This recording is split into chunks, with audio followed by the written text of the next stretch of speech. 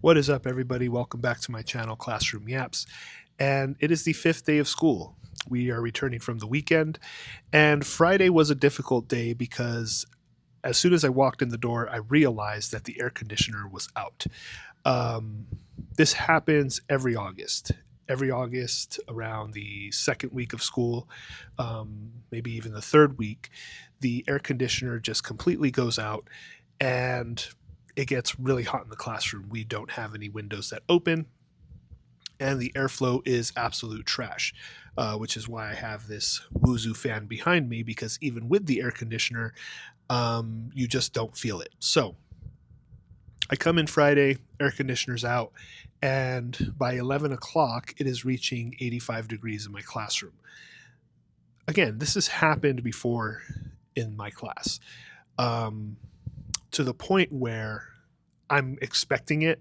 And at this point, it's happened to my classroom for so long that, again, I live in Victorville.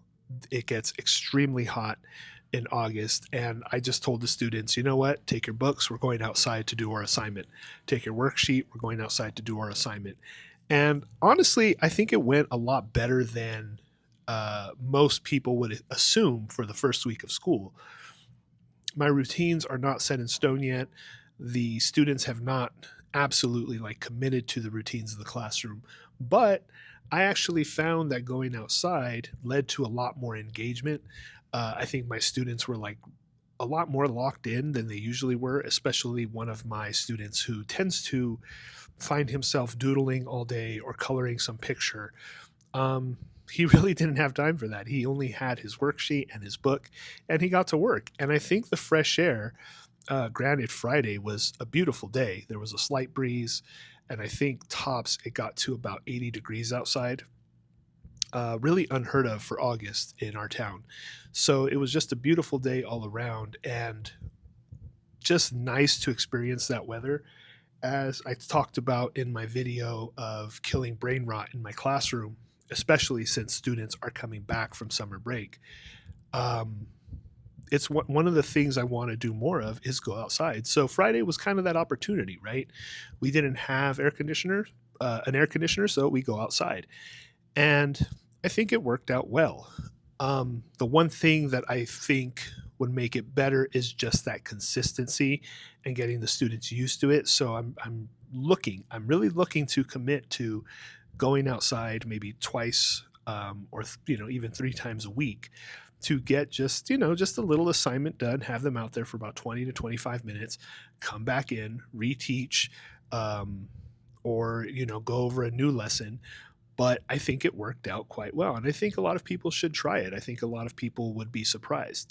And in my video of killing brain rot in my classroom, I did talk about how I expected students to, submit to the wind and allow their papers to blow. I had one student who kept letting his paper blow out of his hand. And, at that point, you just have to shrug your shoulders and go with it, because that was the day. It was either that or we go inside and deal with 85 degrees a classroom.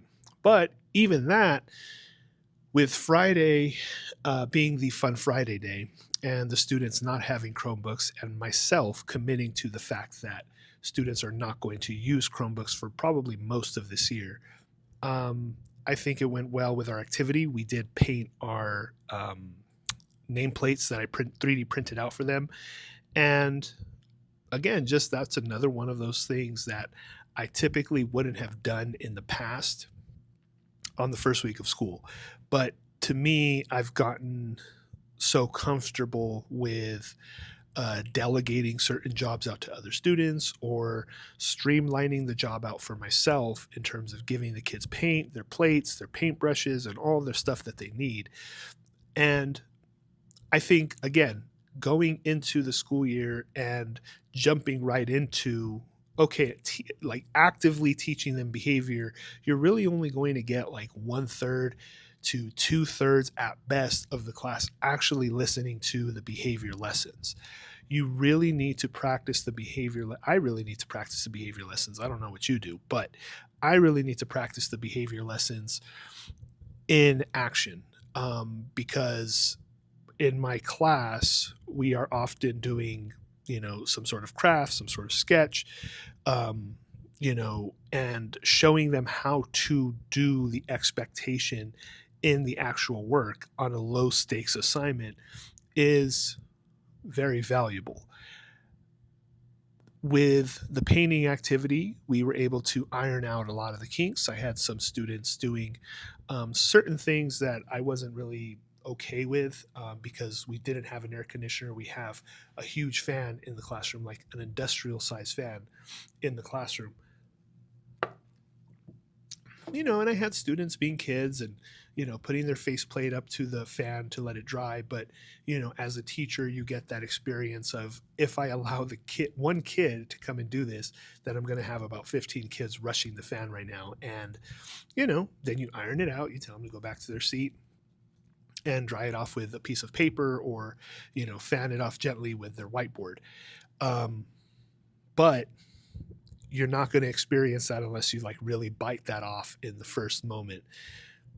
Sometimes to swim, you have to dive into the deep end and see where it takes you. And I think that because of Friday, it really more so showed myself that I was comfortable in doing an activity of that caliber on the first week, showing myself that I'm getting more used to being in the classroom and enjoying it a little bit more than I used to. One of the big things for me in the past 2 years is even myself, because I have to put that into practice as the educator, as the teacher in the classroom, is I'm not going to be as attentive to my phone. And I think that taking that cord off of myself has been very liberating, because when I first started teaching, again, this was at the height of technology really coming into its full fruition. The pandemic really accelerated my use of technology, in both good and bad ways. And and ultimately, several months ago, I looked at my screen usage and was just unhappy with what I had to show for it.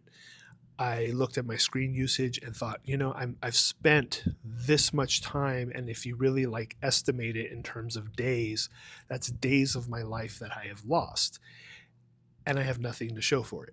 So, aside from a few creative endeavors, aside from a few videos or podcasts that I may have done, it's just disappointing and a little lackluster in terms of what my life has really become. Now, of course, I'm not talking about my career. I'm not talking about the family that I have and the home that I'm building, with my wife and my 2 kids. But in terms of my personal achievements and goals and fulfillment, it's just not fulfilling. So it was sort of a wake up call for me. It was really just sort of an understanding that my usage of my phone is just not going anywhere. And I have to show that to my students. I have to show that to them in terms of this is what is valuable in your education. I think it's great because we do live in a time where you don't have to be completely untethered. I mean, obviously, I have 2 young children at home, and my wife is working with them day in and day out and taking care of them. So emergencies could happen. So I'm not completely off the grid, right? I work several miles away. I can get home rather fast.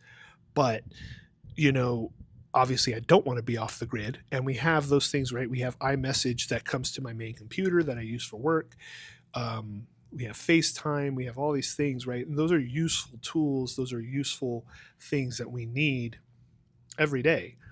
But in terms of staying engaged with Twitter and Instagram and Reddit or whatever else, I just don't see it as being highly valuable anymore. And there's a lot of gray area, right? There's YouTube, there's TikTok, and there's things that may bring you different opportunities, but it's really hard for me not to say well, I just have to throw the baby out with the bathwater, because obviously YouTube is also a great tool in itself. You could learn just about anything from YouTube, but it's all in how you use it. maybe a different topic for another day. But the long story short is that I have to show my students that I actually value their education in that way, and I'm not consistently checking my phone for Twitter. And I do, right? I have a lunch break. I have their recess break, which I will constantly glance at what's happening in the world because so much changes in the course of a few hours, especially with the way the world is these days. But uh, yeah, I mean, just valuing a little bit more than that, than social media and everything else. But that's about it. This is the fifth day of yapping in my classroom. I have a few bigger episode ideas, so I really appreciate it if you are tuning into this channel in any way, shape, or form. If you've made it this far into my video, I greatly appreciate it. And I will catch you in the next one. Please consider liking, commenting, and subscribing before I go. And thank you for watching. Peace.